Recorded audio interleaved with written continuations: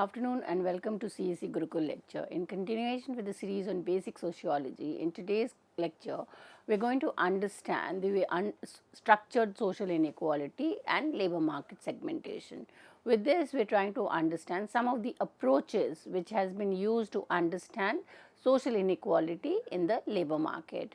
So, we will basically discuss 4 or 5 approaches to labor market analysis. The first approach to be discussed is the neoclassical approach.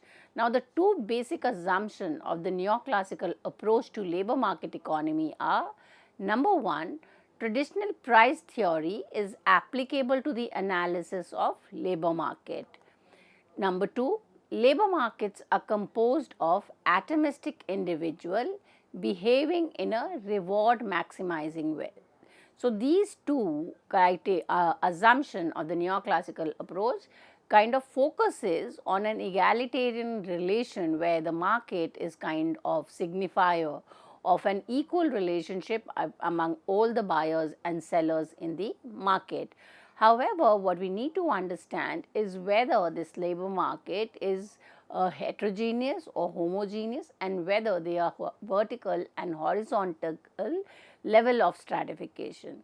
John R. Hicks was one of the neoclassists, uses the neoclassical approach, and he treats the labor market as a close approximation to the perfect market model. So, everything kind of follows the rule, there is no diversion, and those who come to sell are all kind of having an equal relation, and that is performs a perfect market model. Labor is assumed homogeneous. Information and mobility are costless, and atomistic competition prevails between large number of buyers and seller. The asymmetrical distribution of bargaining power and market chance in capitalist economy is attributed to friction or imperfection in the labor market. So, according to the neoclassical assumption, market has a symmetrical relation. Any kind of asymmetrical is seen as an kind of friction or imperfection that could be temporal. So, permanently it is a symmetrical relation. So, basically the neoclassical approach is negating the asymmetrical structure of the market. That is why it does not provide a sufficient basis for the systematic treatment of labor market asymmetry. The two approach that takes in account the asymmetrical distribution of market are institutionalist and the human capital approach. Now, Gary Becker, he belonged to the human capitalist approach, but he is kind of influenced by the neoclassical approach, and therefore, he kind of improves on the neoclassical approach. He abandons the unrealistic assumption of total homogeneity and flexibility of human labor power. This is replaced by the idea that productivity of labor power increases with the amount of capital invested for the qualification of each worker. So, basically he is bringing in a dimension of inequality, that all those who are all actors in the market are basically not at an equal footing. Why? Because some have more technical education, some have invested a number of years in that. So, that investment is basically going to reap a return, and that would be in terms of the productivity of the labor. So, the inequality of life earning and occupational status are explained as being a consequence of unequal investment of human capital. That is why it is called an human. So, what is human capital? The human capital is the cost incurred for educational, vocational training, for acquiring a skill. So, the more the human capital is invested for the human capital, the more productive the worker will become. And that is why the occupational structure is not only what is manifested in the market, it is a lot that goes beyond the market. So, one central weakness of the human capital approach is that, quite similar to the functionalist theory of stratification, The human school starts from the unwarranted presupposition that increased investment in human capital, in fact, do increase the productivity of labor in all circumstances, and that the employer, as a rational homines economy, are compelled to behave accordingly. So, there is a lot of assumption, just as it was assumed that there will be a vertical layering of strata and they will be moving from one layer to the other. Here also it is assumed that productivity will automatically increase if there is an investment, where it could not necessarily be. Two individual having got the same qualifications, same year of earning, but the productivity can differ. There is a lot of other factor that kind of determines the productivity of a labor. Therefore, what kind of the weakness that was there in the human capital approach was modified, and it was kind of not able to explain difference of earning and occupational status between workers of equivalent qualifications. Say for all those who have BTech from say recognized engineering college are not necessarily performing the same. There could be a lot of difference.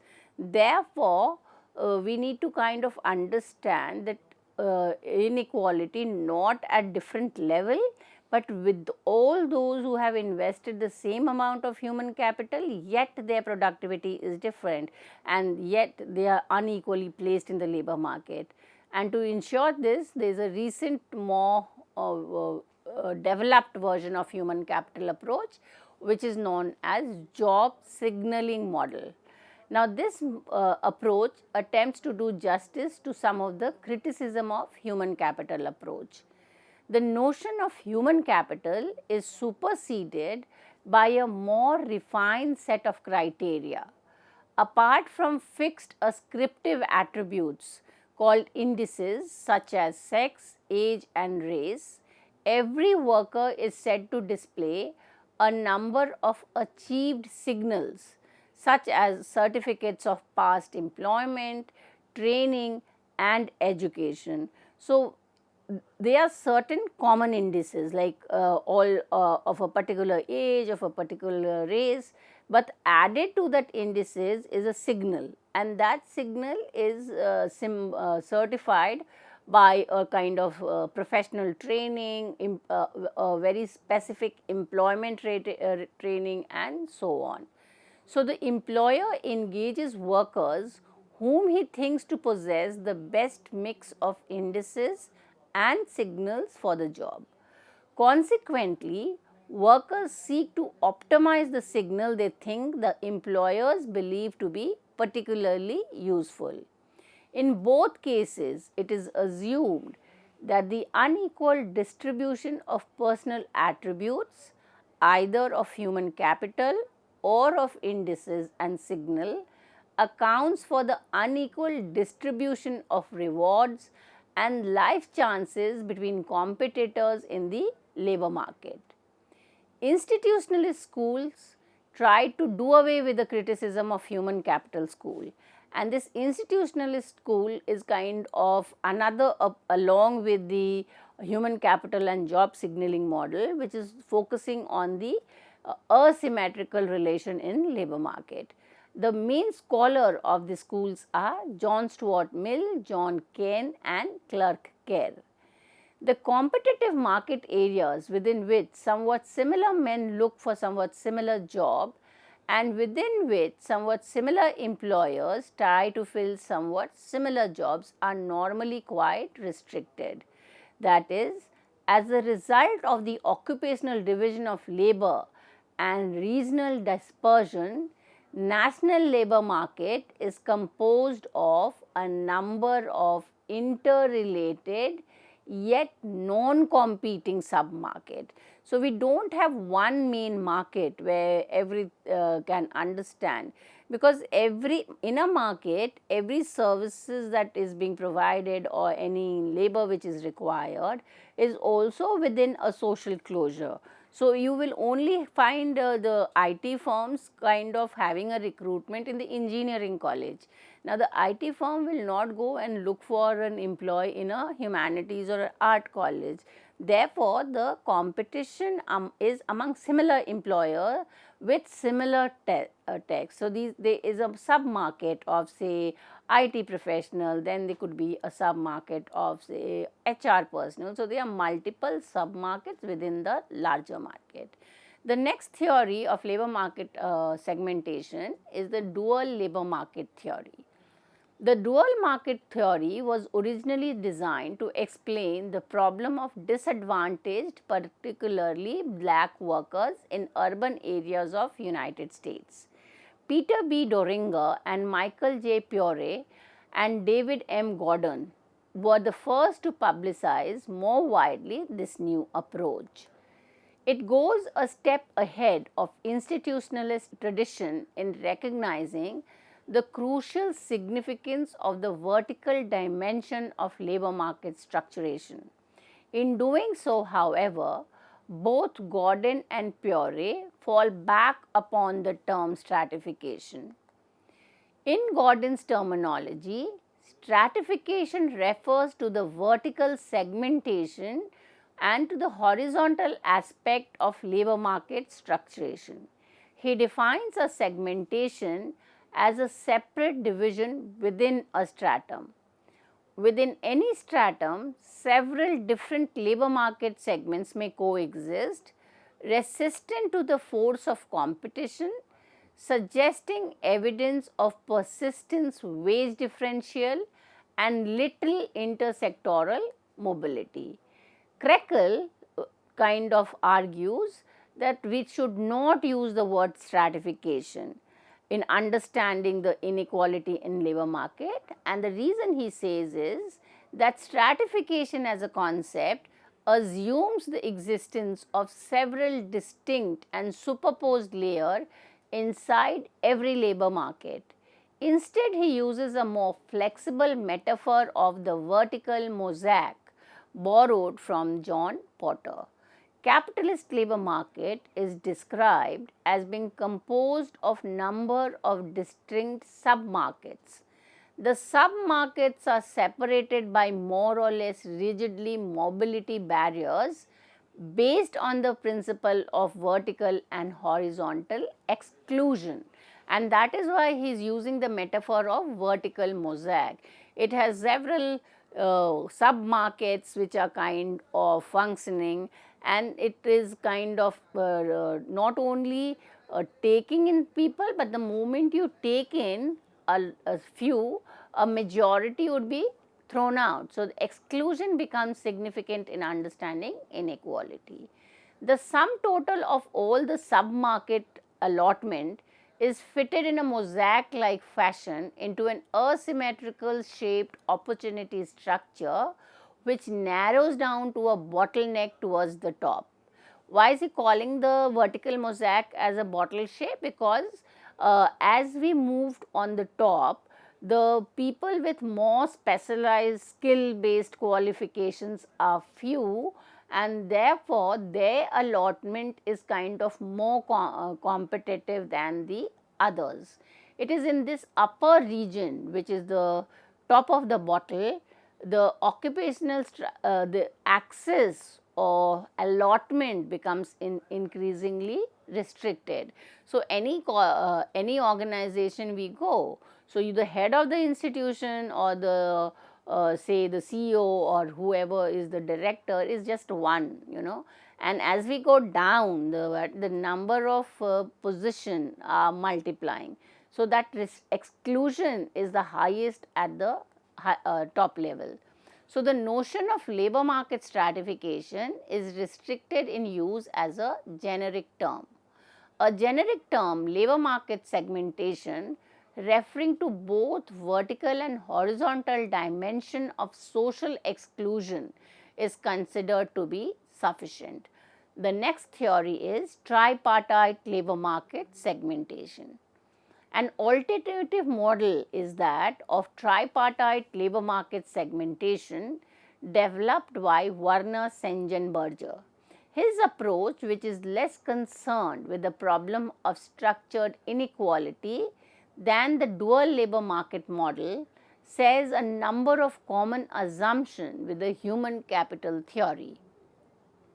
Sandberger's key variable for analysis of labor market segmentation is the imputed interest of corporation in optimizing the returns on employment of human labor power. So, the more the skill, the more the higher educated an individual is, the returns on employment are higher, and the companies or corporation private sectors are more interested in optimizing this return. So, the cost to the company becomes more significant in terms of recruitment and allotment of opportunities. In view of the relative cost, risk and profitability to the employer, he suggests a distinction between three forms of qualification of labor power, each serving to define one type of sub-market within the overall labor market. Basically, he is giving us three types of sub-market depending on the qualification. So, the first is everyman's market, or it is kind of considered as a sub-market for unspecific qualification. They are more or less equivalent to the secondary market in the terminology of the dual market theory. The job in question require virtually no training beyond the general cultural ability of any abled body. The cost for recruitment, training, wages incurred by the employer are typically low. Candidates for everyman job are many, and their bargaining strength is very weak, because there is a lot, there could be a reserve army waiting outside to take employment. So, those who are inside or those who have employment do not have a bargaining position, and as a result, because the employees, they do not have a bargaining position, the hiring and firing are guided by short term consideration of profitability. The second is sub-market for general occupational qualification. The employees are in somewhat less dominating position. So, compared to the everyman's market, this market, the bargaining strength is a bit better, is stronger. Obviously, without a job, without access to the means of production controlled by the employer, no vocationally or professionally qualified worker is able to make any use of his skill. On the other hand, his skill may be less scarce and in great demand, and yet he may be able to choose or move between jobs. Sub-market for general occupational qualification, applicable skill requiring lengthy and costly training, are particularly promising base for the application of some kind of monopolistic strategy of closure. All this strengthens the bargaining position vis-a-vis the employer. Inversely, it is drastically reduced whenever dequalification due to technological change, etc. occur. The third type of sub-market is the sub-market for corporate specific qualification. Now, this is a category where the qualification is the highest, and as already stated, they will have the highest bargaining power. The more limited the range of applicability of certain qualification, the more difficult it becomes for the workers to keep alternative options open and thus to elude the employer's pressure. From the employer's point of view, the most promising way of keeping control over skilled worker is to restrict his applicability of the qualification to a single firm or corporation. There are two closely related methods to achieve this. Firstly, through the widespread use of promotion and pension scheme, seniority rights and similar rewards granted to staff of long standing only, fluctuation is discouraged.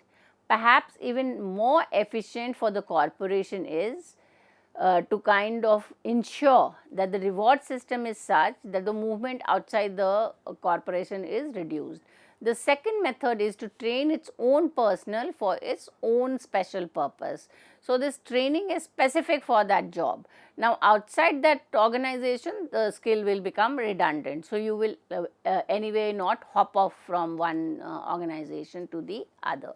However, this normally involves high human capital investment for the employer than in the case of general occupational qualifications, which are mainly financed by the worker and the family themselves or by public fund.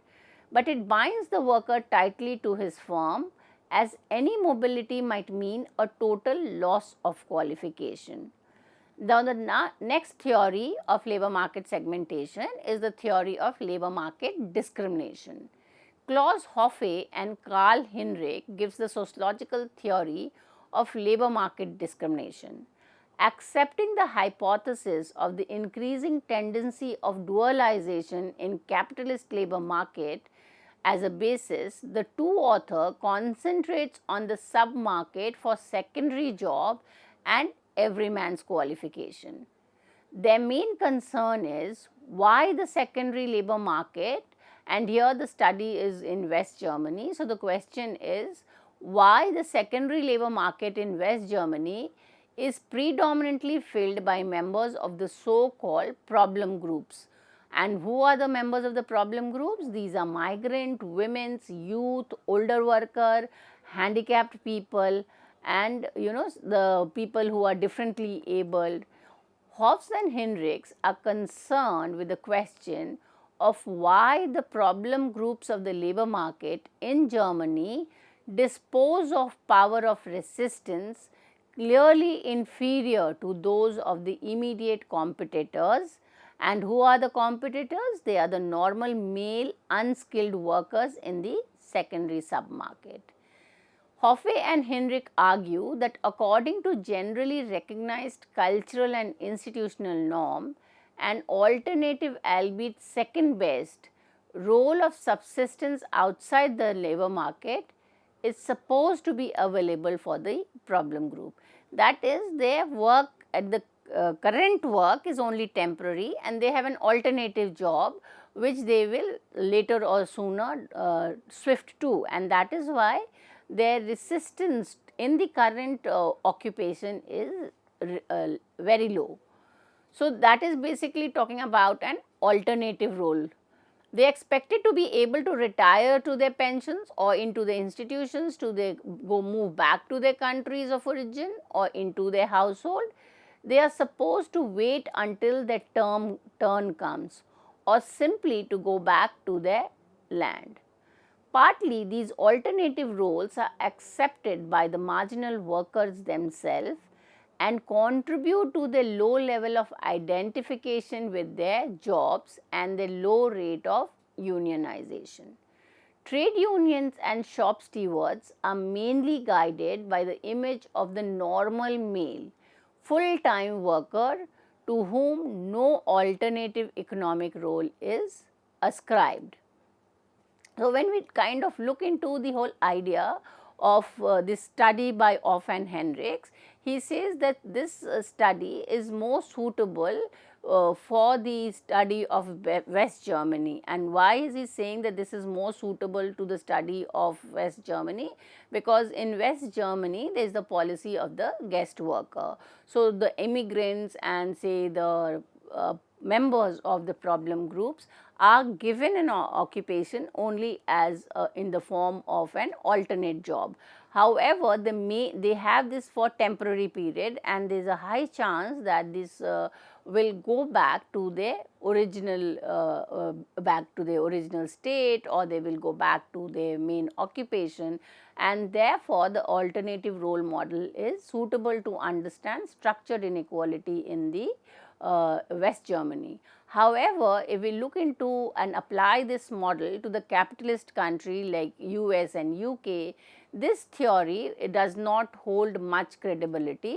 And why? Because say for in the US, there are not only one form of inequality, there are multiple forms of inequality, right? Racial inequality, gender inequality, and therefore the applying the alternative role model will not actually help us to understand racial discrimination, gender based inequality, and the approach of Hobbes and Hendricks gets limited.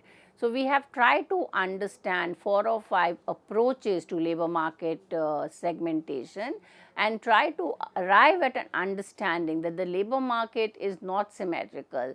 There are a lot of asymmetry, and these asymmetries are not necessarily in the market. They are kind of based on the background of the workers, their capital, their education, the investment, and these have to be taken into account in order to understand labor market asymmetrical relation. And for the reference for this reading, it is important to read Reinhard Kreckel, Unequal Opportunity Structure and Labor Market Segmentation, published in 1980 in a journal called Sociology. So, the entire lecture is based on Kreckel review of the approaches to labor market segmentation. With this, I come to an end of this lecture. Thank you.